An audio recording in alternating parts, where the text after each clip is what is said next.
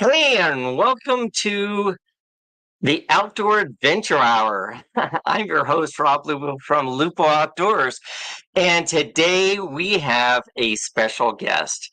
I'm sure in the past, if you listen to my podcast, I've talked about whitewater rafting in the past and how much fun it is and how much I enjoyed it. And I used to be a guide down the American River. And then I have someone here with me today who has literally blown me out of the water.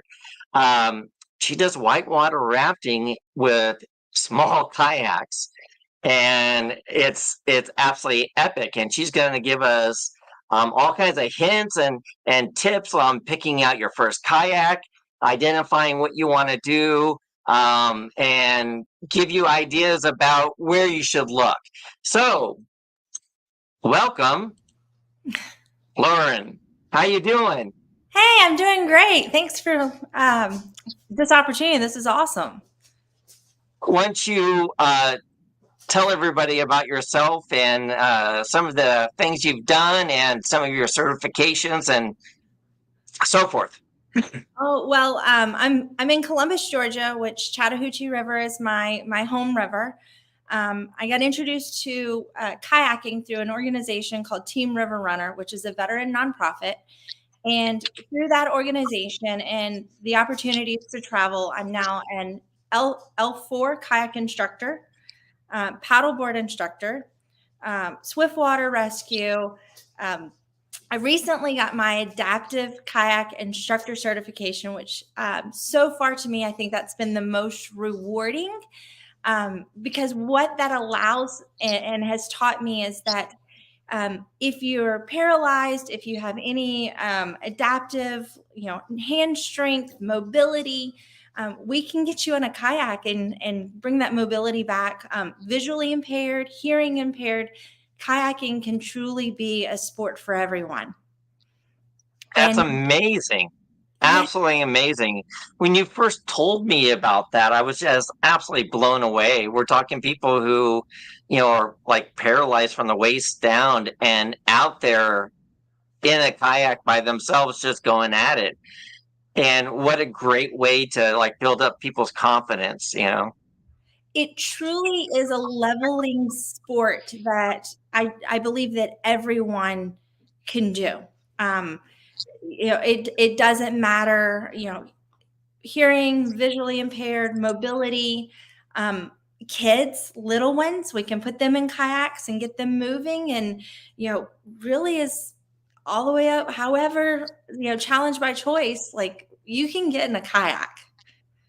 That's awesome. That is absolutely awesome. So let's talk a little bit about the novice. Let's say, I've always wanted a kayak, and I have specific interest. How would I pick out my first kayak? What are some of the things that I have to take in consideration? Safety is number one. But to me, the biggest thing with picking out a new kayak is establishing what your goals are and establishing the location. So with that, are you on a lake? Are you on flat water? There's sea kayaks, that may be your interest if you're, in the panhandle of Florida versus, the East Coast or West Coast. We're looking at totally different watercraft. And then if you want to go into moving water, there's the subtle moving water, like class one, class two, which maybe we need to explain a little Yeah. bit. And then we get into like the crazy big creeking and big white water, like the Ottawa in Canada, which is one of my favorite places to kayak. Um, when you establish the goal of what it is you want to do, whether it's fishing, flat water, or hitting the rapids, then we can hone in on the family or the classification of boat that we really want to look at. Okay, so why don't we go through the process here? So let's looking at maybe I'm buying my first kayak, right? Oh, I've always liked kayaking. I've done it once, and I'm interested in buying a kayak, but I have no idea where I should go. Start asking me the questions that the people should be considering themselves. What do you want to do? Well, I have King's Landing, which is still water, and it's crystal clear. So I want to be able to just go out there and gently enjoy that and just spend the day gently moving around and just being, quiet and enjoying myself. I want to be able to fish. I love fishing. So and I've seen fishing kayaks before. So I'm interested in that. And, it would be nice to be able to use it out in the ocean when it's not horribly turbulent out there. So the two main questions for me would be there's sit on top kayaks and there's sit in kayaks. Both of them have a different volume of space for stability. I Hmm. personally find that sit in kayaks are easier to get in and out of in case there's an accidental flip or being able to roll the kayak over. The sit on top kayaks, they can be a little interesting if you have, multiple fishing poles and multiple things, but you're Right. also looking at a stability too. So we want to look at the kayak for, how much volume of airspace that creates the flotation. Hmm. What is the length of the kayak and the width of the kayak to create a platform of mobility? And then what do you want to take with you? Is it one fishing pole? Is it an ice chest? Do you want multiple paddles? Maybe it's a tandem. It's a two-person, or throw a pup in the front of the boat and paddle up and down.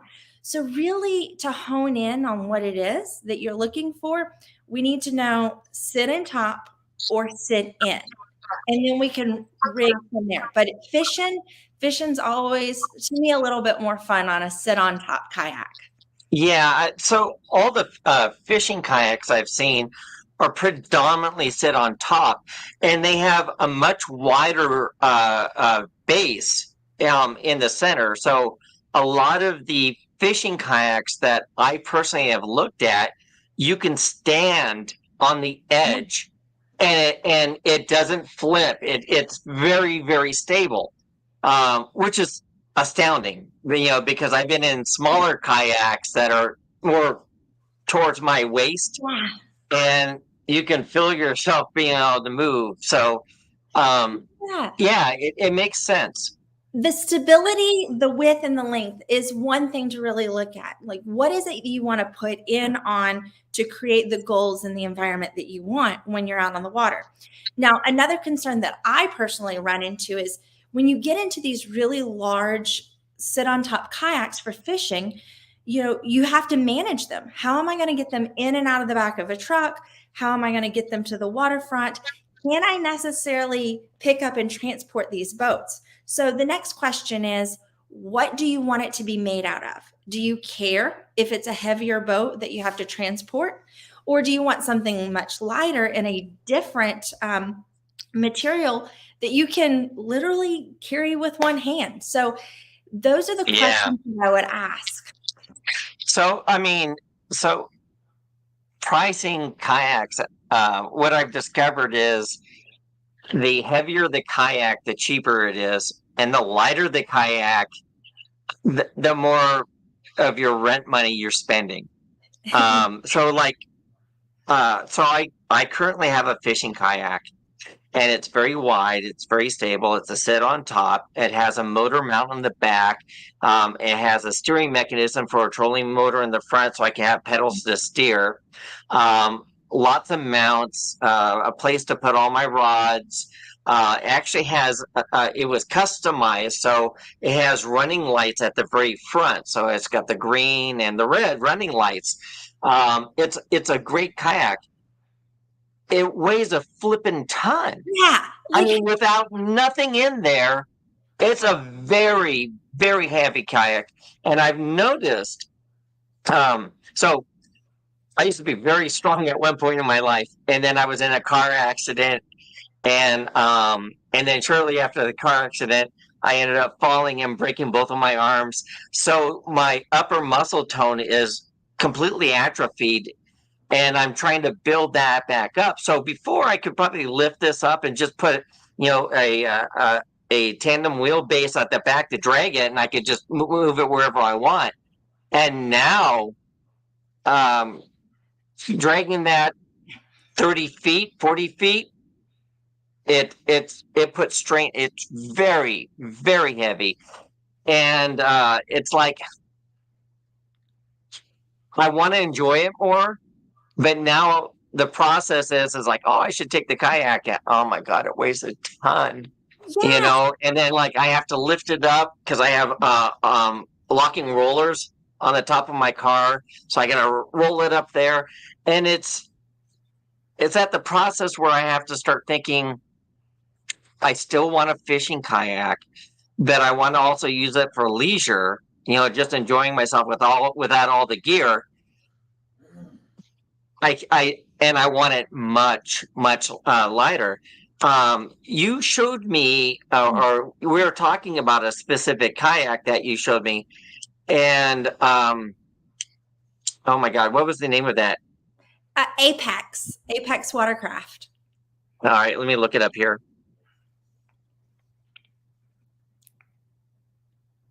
The Apex Watercraft.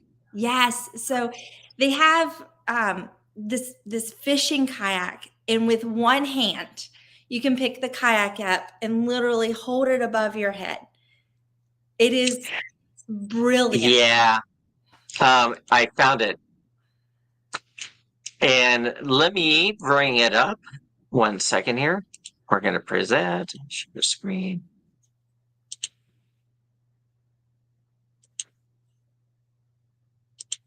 So you Yeah. should. Do you see it? Oh yeah, like they're beautiful.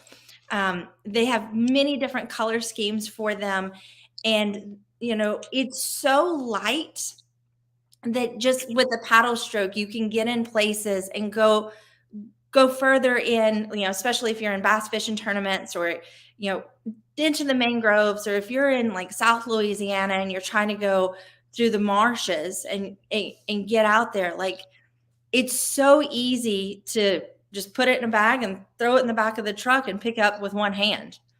Yeah, I mean, and I'm looking at it, and the guy's standing up in it, and it's very, very stable. And it's Extreme. carbon fiber, epoxy, foam core, cork. It's just it looks amazing. So you can get it in white. Oh, they're not going to show me blue and green. Although they're showing a red one there, but that's probably the white one. So the thing that got my attention is the price. It's $10,500. Yeah.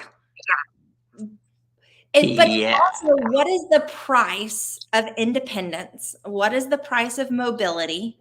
What is the price of being able to do what you want when you want and not throwing your back out?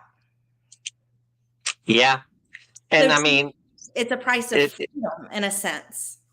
exactly. So it's I'm looking at that and saying that's really what I need. And I mean, like my fishing kayak with the motor and the battery and like, the paddle and the gear and all that stuff cost me about $1,200. But, you know, when you spend $1,200 on something, you want to enjoy it. And if I'm never taking it out because it weighs too much, What are you going to do? the price doesn't matter. If I got it for $100, it doesn't matter because I'm not using it. So that's where you really have to start thinking about, what your budget is. It's your budget and your goals, and then to me it's the daily math. Like, I have a couple different watercrafts, and the lighter the vessel, or the more that I'm happy in it and I fit in it, and it's become ingrained in my lifestyle, I'm using it more. So if you buy a boat for that price value and you're literally using it 3 times a week, 4 times a week, or You're double getting the value. frequency, like, wait, is it really a sacrifice of cost, or are you increasing your lifestyle? Are you increasing your needs? Are you increasing where you're able to go, what you're able to do. And to me, all of that in a lump sum is mental health, because you're able to go and enjoy life the way you want it to and the craft that you want to, because you can do it. Yeah. No, it makes perfect sense. It makes perfect sense. So if I wanted to do leisure, let's talk about this a little bit. Let's say I want to do leisure fishing, and maybe ocean, but probably not. I'm 2 hours away from the ocean because I'm out here by Orlando. So let's just focus, like, let's say, you know, um, light river. So for people who don't know what the class rivers are, you have class 1 through 5. Now, I used to be a whitewater guide in a raft, in these rafts, and we would take, people down the American River. And I I call class 1 rapids, moguls, and swimming rapids. So if we're at it's just a stretch of class 1s, I would let people jump out of the boat and swim it, and they're just like giant moguls. It's just like you're going over the wave. You get down to the bottom, and I always tell people, um, breathe after you broke the wave. Yes. Breathe as you're going down. Hold your breath as you're going up, or it's not fun. And I used to just love swimming the moguls. It's just a blast. Class 2 is a little bit more, and I went and let people swim the class 2s. Class 3s are normally what beginners will do. Is they'll go down a river that's class 1 through class 3, and class 3 is usually maybe 1 or 2 class 3 actual rapids sections in there. Like on the American River, the most popular one was Satan Cesspool, and so we would guide down that way. And then on the American River, our class 5 rapid, which I absolutely loved, it was a blasted out channel during the gold rush days. And when the river took that area over, it is barely wide enough for like a regulation raft to go down, and you have about this much space on each side of your raft. So if you're not going straight down and your paddles are not in the water, your paddles are straight up and down next to you, and you got to line up and hit it perfectly, because if you twist, it'll fold you in half and throw everyone in the water. And then we have the washing machine at the very, very end. And so we have to instruct people, like, look, if you get caught into that, you got to put your hand out so you can be pulled out of that wash, a leg or a hand. But I have never, ever dumped a raft going down there, although I have seen it several times. And the first time I went down there, I went as a passenger, not as a guide, obviously, because I was being trained on it. And my first thought was, let's pull over to the side here. Let's lift up the raft, walk back up there, and let's do it again. Yeah. It was so much fun. And that washing machine area at the bottom, where it creates this massive vacuum. When we went down the first time, it pulled the whole raft, big inflatable raft, completely underwater. So I have a picture somewhere. All you can see is the top of the paddles. And it looks like just a whole bunch of yellow sharks going down. And then once we cleared through, we popped up very violently and water sprayed everywhere. And then we had to bail the water out. But people don't understand. You don't mess with the rivers. The moment you cease to respect it is when you're in trouble. Yeah, it's so amazing though that there's opportunities and places to look up like what the classification is of a rapid or a river, and to make that determining factor before you even go down it. And how I like to look at classifications of rapids is, what are the consequences? What could be the potential outcome? So in a class 1 rapid or a class 1 area of water, the consequences are are very small. However, they can happen. So you should always wear a PFD, a personal flotation device. You should Absolutely. always have the safety in place, even on a class one. And when it comes to class two, the consequences can be a little bit greater. And there's things that we have to look out for on navigable waterways. And it can be just in that subtle movement. If you're taking your kayak down a class two, which is just the water's moving, we see some of the ripples and we're coming down, and a kayak gets sideways, even some of these larger kayaks, and they get what we call pinned against a rock or a log, or um, we don't know what's going on in the waterway. Some, trees always fall over. There can be potential for danger. And what's really scary is when we see these entrapment hazards and we don't know what to do, or we don't know how to navigate around them, or have the paddle strokes, have the control of the watercraft, so that we can stay safe. And as we get into class three, looking at higher consequences, and 4 and 5 would be your greater consequences. If something were to happen, what is the potential time to get an individual from the water area to a hospital for potential endangerments? We're always fearful of drowning. We're always fearful of being entrapped, pinned, not being able to get out of the situation, and or Yeah. not having the safety things that we need.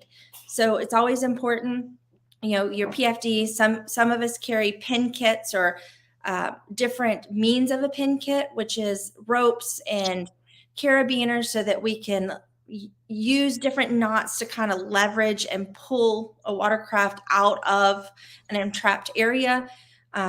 Myself, I have wilderness first aid, and my next step would be wilderness first responder, because many of these waterways are not within distance to get proper medical care. Or when I did the lower salmon in Idaho, if something were to happen, you're on a satellite phone trying to get lifted out of there.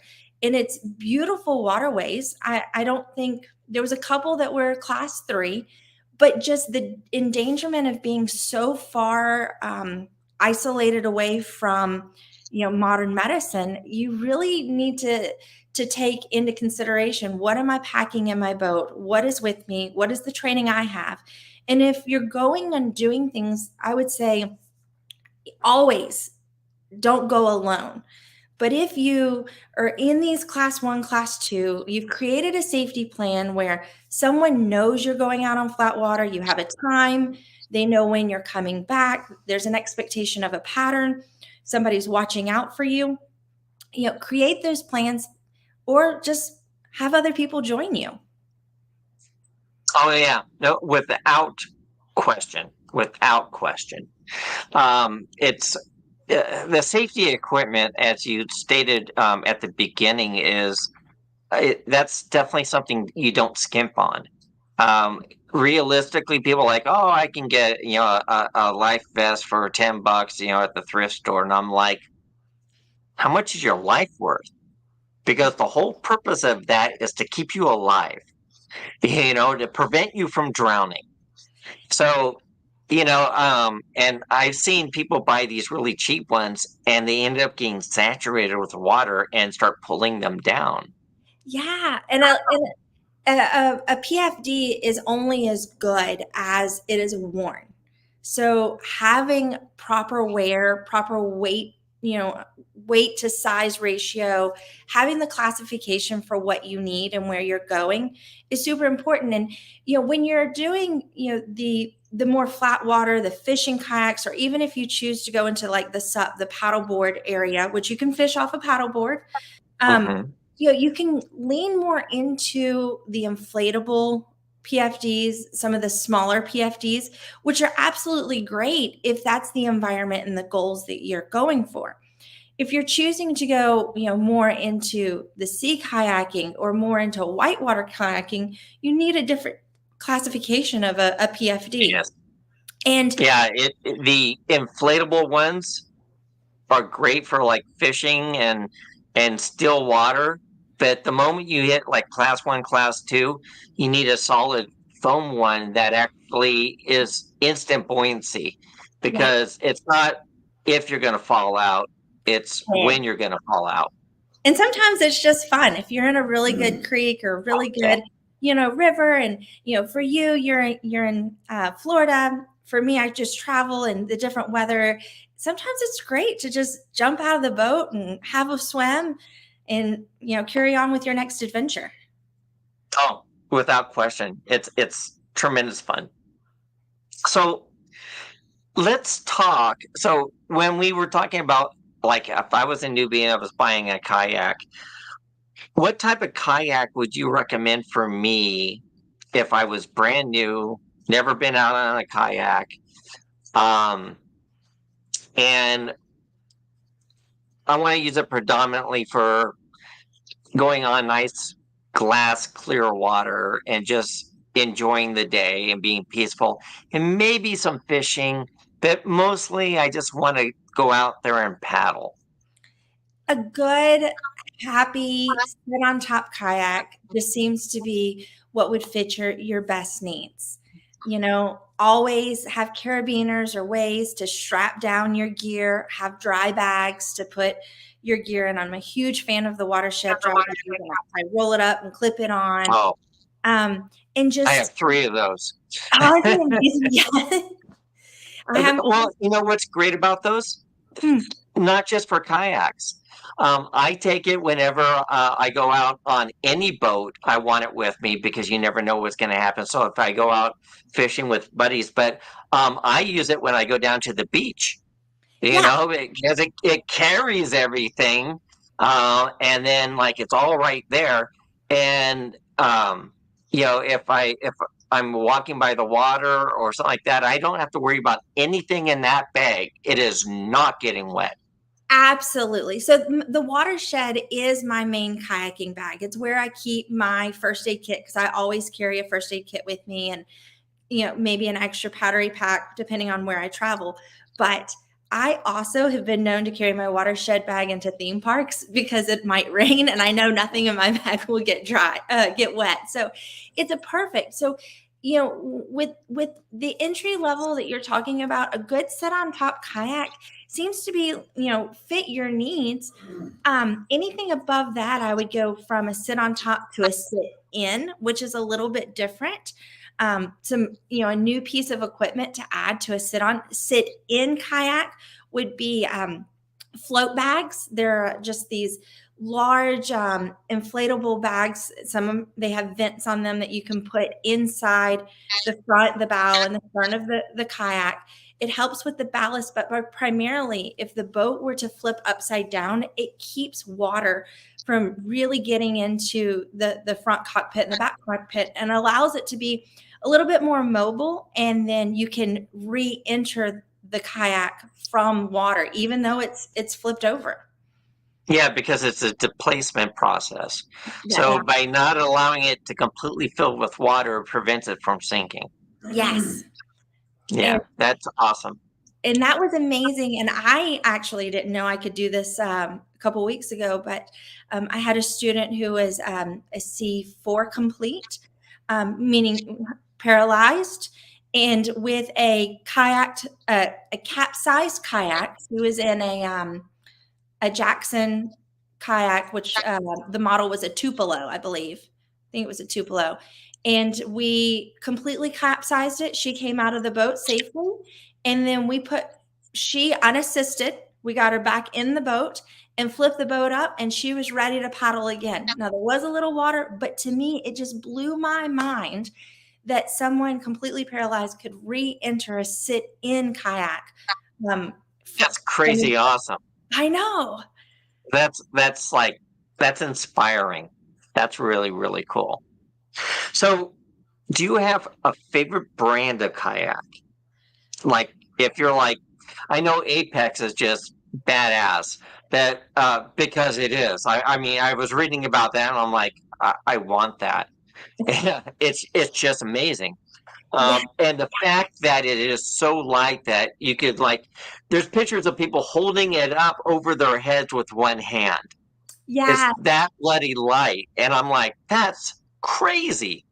and it's strong as steel. I mean, it's like It is. it's really crazy awesome.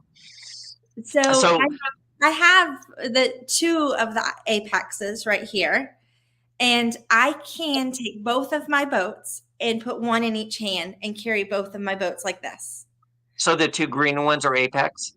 No, the red one is in a bag. So there is a Oh, bag that the boat can come in, especially for transporting it, where I take it to and fro. The plastic one is one. Wait, I got to point this way. This is a plastic, and I have another plastic boat as well, and it is a Jackson kayak. gotcha. So there, So the one in the red bag is an Apex. it is an apex. That's Yes. huge. That's Uh, huge. yeah, it's a what we call a half slice. The little ones, they're both play boats. I got to point this way here, there. Those are both Yeah, play boats. Just one is made out of plastic and one is out of the lighter carbon fiber material. And then this boat, which is in a bag, it's made out of the same lightweight Apex material. So if it's a plastic, all of the Jackson boats are plastic boats. They're made in Tennessee, American made company, uh, American produced. And I like their boats mainly because whenever I get into one of the kayaks, they're so easy to outfit, whether it's there's so many different pieces. There's the hip pads, there's the back band, there's the bulkhead, there's different components that make it easy. So I kind of stick between the Jackson. All the fishing boats are great. The whitewater boats are great. And then for when I really want to go fast or light, or maybe I don't want to carry the boat up or down heavy stairs, I take my carbon fibers. that makes perfect sense. So what is the price range on the Jackson? So Jackson boats, it really depends on what your needs are. And I think we can pull that up. It goes from, are your goals the fishing? Are your goals the whitewater? Hmm. What is the volume of the boat? So volume is stability. Are you sitting on top of it or are you sitting in it? So all of those meet those critical needs of like, what is your goal? And then once we establish your goal, then we can fit what your best need is. Got you. Yeah, it's not just going out and dropping some money on Craigslist or Facebook Marketplace and saying, "Oh, look, that looks like a nice kayak and it's a good price." It's you know you got to do your research. It's like For sure. it's there's so many different things. It's like when I was doing competition shotgun shooting, and people had asked me, I had students, and they're like, "Oh, which one should I buy? Should I buy this?" And I said, "Well, understand that um, when I go big all the time. So my thing is like I don't buy. I want the very very best. I mean, I got Christian Arms rifles. I have two custom made rifles, and one of them is valued at about $14,000. Jeez. I didn't pay cash. I do a lot of trades. I like to.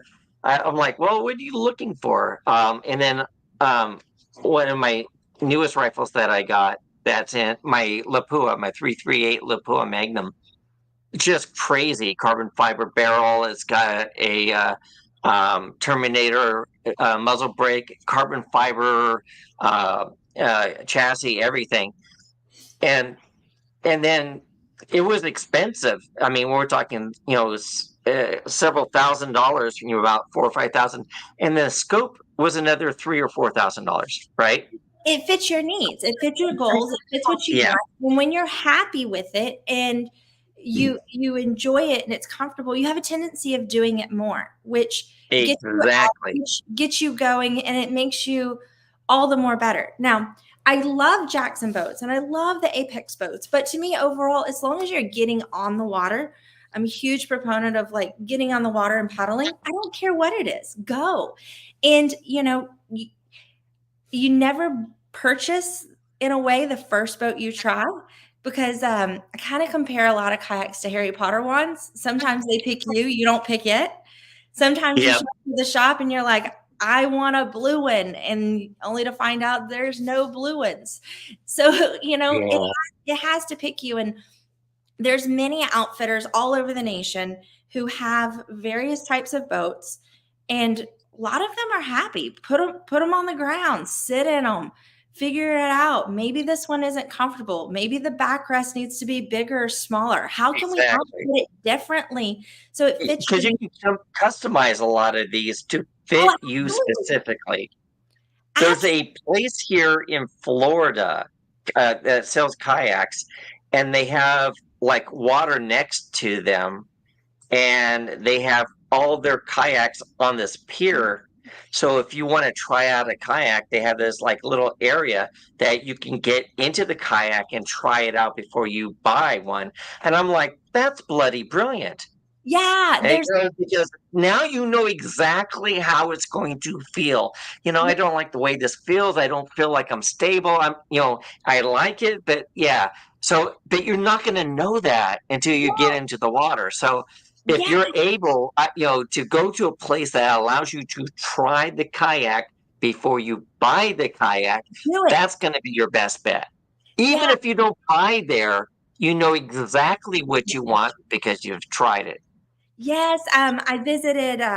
There's a shop in Gulfport, Mississippi called Everything Kayak, and they had a huge swimming pool inside.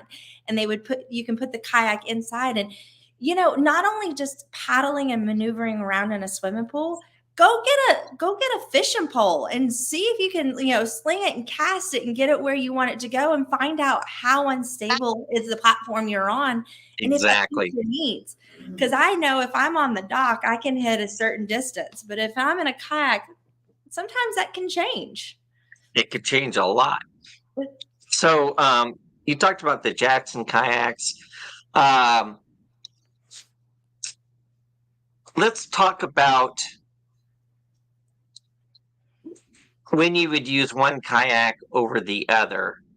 So, I mean, you have kayaks that you can do class fives on, but would you normally take those out to like water that would be like glass? Absolutely. And Okay. I've done it.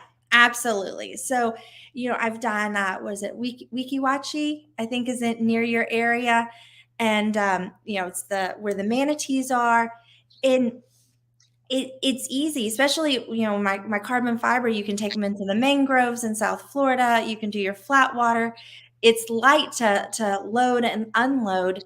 And I mean, I put my watershed in, I, make my lunch and put it in there, and I'm ready to go. And I have even seen, like, in the little playboats, you can get the little fishing poles, the little short ones. And, you pull out your little fishing pole, and I've seen people fish in the playboats. Yep.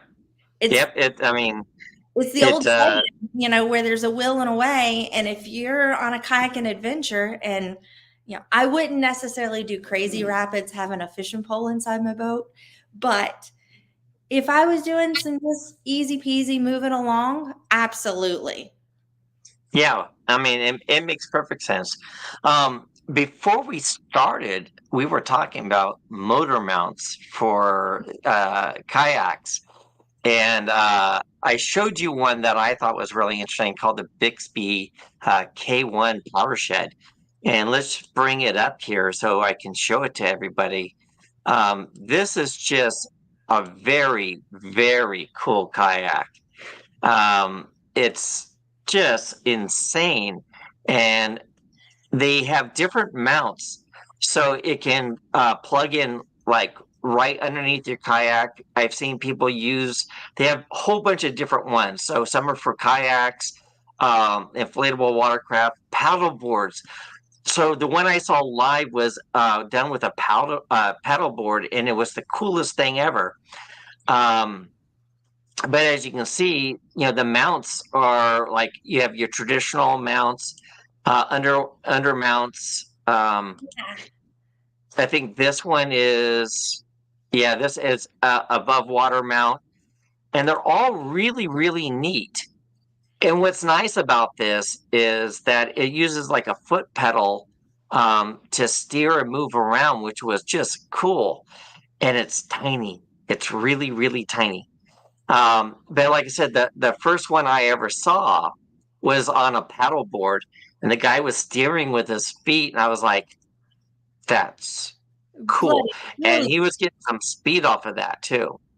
yeah, it's really cool how, things this small and this lightweight can be adapted into a kayak for mobility, to be able to go places that you didn't necessarily think you could go, or heaven forbid you're downstream or downwind and you've drifted, or current, or rip tides, or tide breaks, Yeah, and you've got to get back, and next thing you know you're not where you need to be. So having that, either to meet your goals, to go where you want, or even have it as a safety of getting back, is really kind of cool.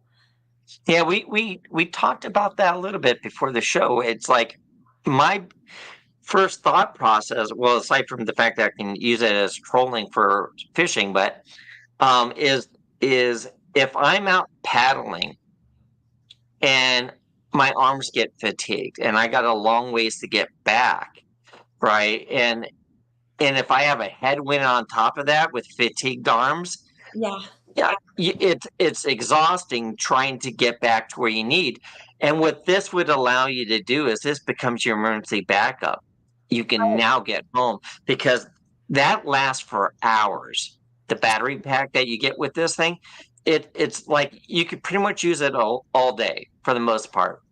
But if I'm out there, way out there, and I'm just flat out exhausted, I just don't have it in my arms anymore, which you should never ever get into that position.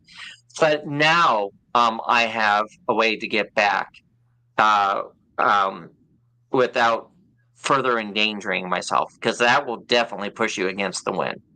Well, you bring up something that I think is a really good point, is that kayaking is it's an amazing sport. I do it as a sport.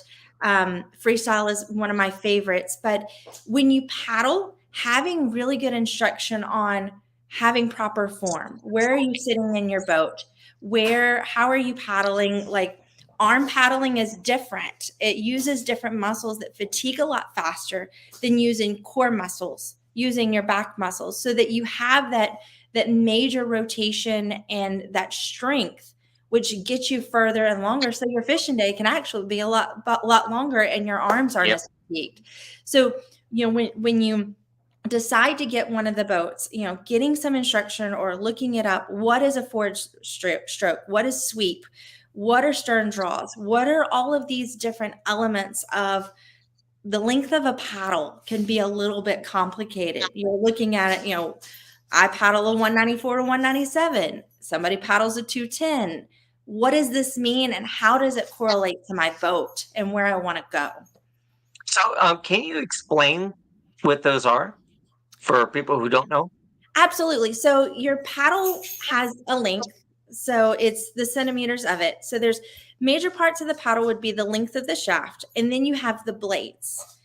Different goals have different blades. So some are much larger. So my paddle blades are quite big because I want a really big catch on the paddle blade as it goes to the water. And that's because I want the massive amount of power. So if you could imagine, like, my paddle blade is almost as big as like a dinner plate in a way, or a Oh server. wow! Well, when you're doing different styles of kayaking, you want maybe a smaller, narrower blade. And kind of the tradition of that started when you're paddling, one blade is in the water while the other blade is up. And sometimes we do them at a 30-degree twisted angle so they're not a zero, so that when one is down and the other is up, it doesn't become a sail. So now it's counterintuitive because the wind is catching it.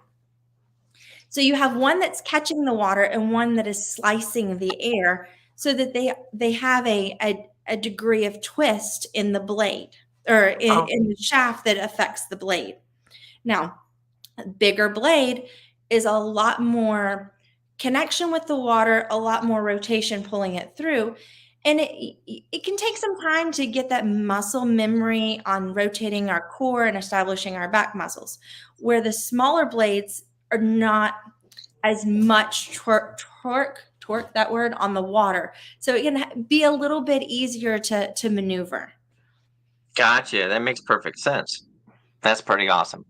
So now you guys understand what you was talking about there. If you aren't heavily into kayaks and don't understand the paddles, it's funny that whenever you pick a sport, people are like, "Oh, that looks easy. You just paddle." And then when you start getting into it, you're like, mm-mm, it's No, not that easy. There's a lot to it. It's like, I just want to go out and paddle. I always get tired. Well, because you're paddling wrong. What do yeah, you mean? I'm just hitting the water. I mean, I'm paddling. You're paddling wrong. You're using more force and energy than you need to go the same distance. And because you're doing that, you're fatiguing yourself a lot faster. yeah, And people don't understand that. So, like when I was doing whitewater rafting with rafts, it's the same way. There's a way to dig into the water and using a lot of force without completely blowing your body out, and just becoming horribly fatigued. So I mean, we actually, you go through that whole process, and it's like, oh, you just paddle. No, you're not. This is not the canoes at Disneyland. you know. But if you want to get out there and be in a boat and be safe and hit like class one, some really light class two, enjoy the pond in the backyard, I am so happy and thrilled for someone to get in a boat and have that experience and to get out there and do it.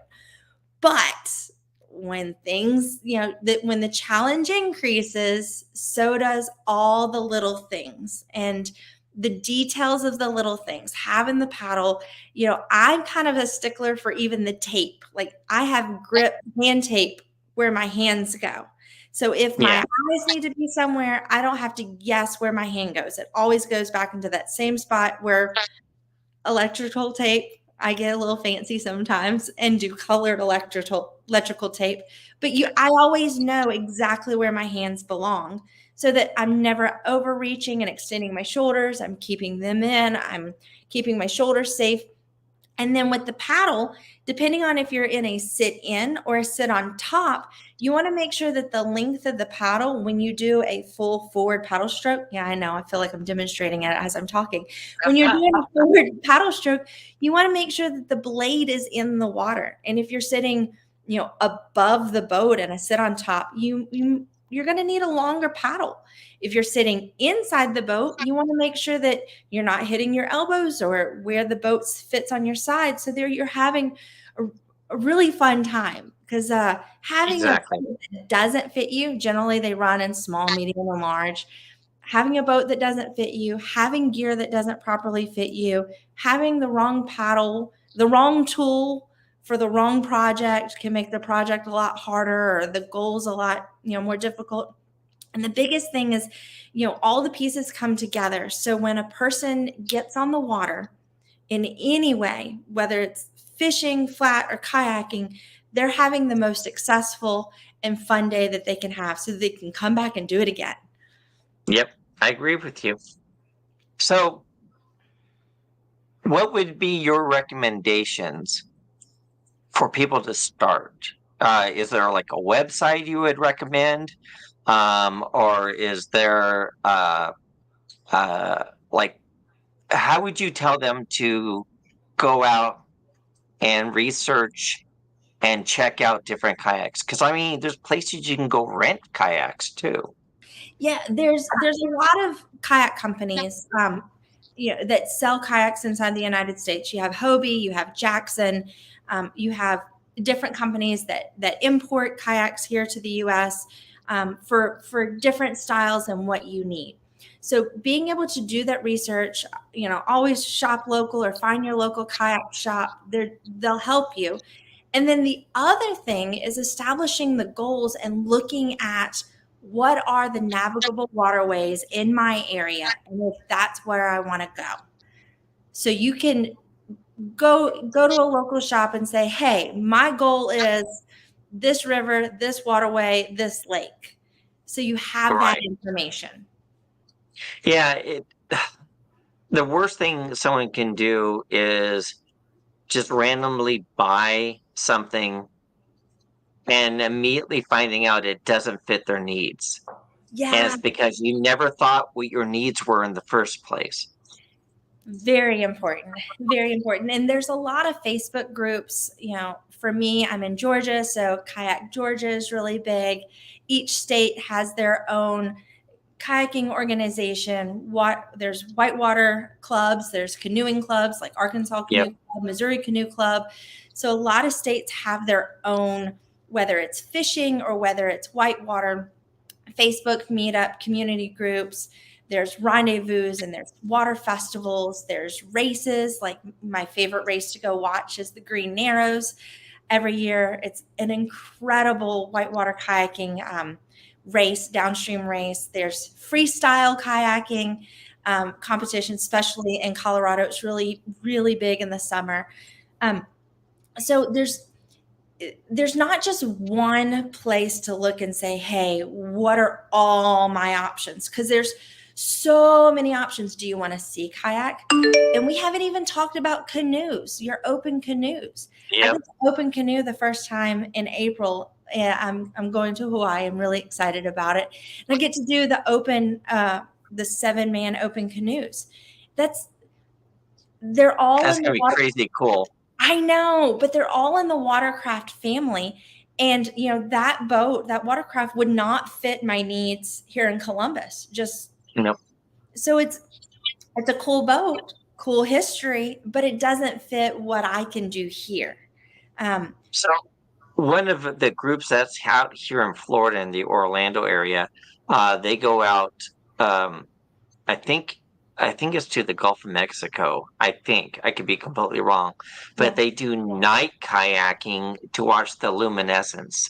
So as you're paddling, it's just these bursts of blue, and I'm like, I want to do that. yes, yeah, I want to do that, and I want to be able to kayak around the glaciers. Um, there was a kayaker who recently ran one of the glaciers had the runoff, the melting, so it created like a waterfall, and he ran it, and it was pretty amazing. Yeah, so it's all in the goals. And for me, when I first entered the sport, into not fishing kayak, but I was like, I want to dabble in the whitewater kayak. Yeah, my first boat was a play boat. I went straight for like what's gonna teach me. Now, I may have had a lot of swimming experience because you wear a skirt where it keeps the water from going in the boat and it kind of seals off. So if you go upside down and you don't necessarily have the skill set to put yourself back up, you pull a skirt, which you end up swimming, which is okay, but it's a part of the learning process. Which if I would have chosen a boat with a greater volume and more stability, I probably wouldn't have swam nearly as much. Right. So I took the harder route with the higher consequences, but I had to learn somehow, and I learned the hard way. So I mean, so the thing I've learned about kayaking, because I mean I've been kayaking for quite a while, and the irony is I never really did anything, past like I don't think I've never even done a class one in a kayak. I've always just done, just to go out and enjoy and just relax, right? And it's addicting. The thing with kayaking is that you try it. The first time I did a kayaking, I was very sore because you start using muscles that you don't normally use. But um, it is so peaceful sometimes to be out there, and it's just so enjoyable. And a lot of the clubs that do kayaking, the people are just amazing, very supportive. I know people who like they always bring extra kayaks. Oh, I want to try that. I have an extra kayak. Here, let's fit you with a life jacket, and we'll go over some basic instructions, and then come out with us. And it's funny because every time I see somebody go out on a kayak for the first times, usually the first words they say when they get back is, "Where can I buy one?" Yeah. I mean, it's just like I'm. I have to have it now. Yeah. Um, and it's amazing. So I mean, I always recommend go out like if you're here in the Orlando area, we have King's Landing, which has crystal clear water. It's beautiful. It's very calm, and they rent kayaks there. And I always say, rent a kayak, just go out and enjoy King's Mhm. Landing, and uh, and then when you get back, go buy a go buy a kayak. And Try. it's you also have to figure about your transportation too. So I know people who get these really massive kayaks, and I'm like, how are you gonna get it to the water? Because you have this two-door Yugo. Yeah. I know, right? Yeah, Yeah. the kayak's three times the size of your car. Yeah. I'm in Columbus, Georgia. So we have Whitewater Express that has fishing kayaks, and they have sit on top, they fishing, whitewater, leisure kayaks, and paddle boards. And they have all of them, and they can be demoed. Check them out, see what you like. We have flat water, we have rapids to go down as well. So we have everything set here if anybody wants to come to Columbus. And I understand the transporting of a kayak. I'm running into space. So I have four. I have my fifth one is on my wish list.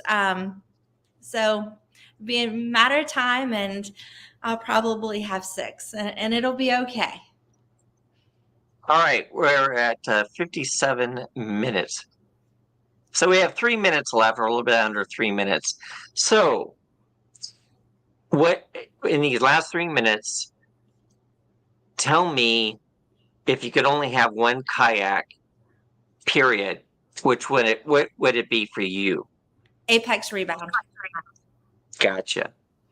Now, um, can you give our listeners here some final words on picking out their first kayak and where they should probably go first? I would recommend goals where you want to go. I would probably choose a half slice, like an Antics, or the half slice Apex Rewind, um, and outfit it for comfort, outfit it for goals. Look and see what you want. I love the Jackson kayaks. Um, look, go and just look and see, like, what are my goals, what do I want, and stick to it. And anytime you can go on the water, always, it doesn't matter, flat water, just any opportunity to go kayaking. I mean, you really truly got to understand what your needs are first before you buy, because if you end up in a situation where you're like, this is not working for me, you've already dropped the money. And I'll tell you right now, having sold rafts and so forth, you're not going to get your money out of that kayak if you resell it, unless it's something like a carbon fiber but you're gonna lose a little bit of money. You spend, let's say you buy a kayak brand new for like $2,000, you might get 1,500 for it.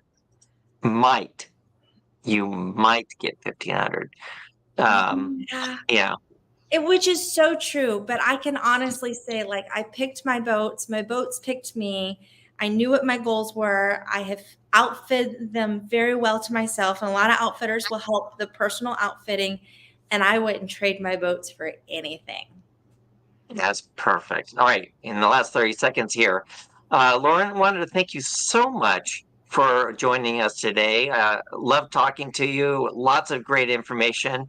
And join us next week. We'll have a brand new guest and a brand new subject matter. So keep watching the channel and looking for that coming up real soon.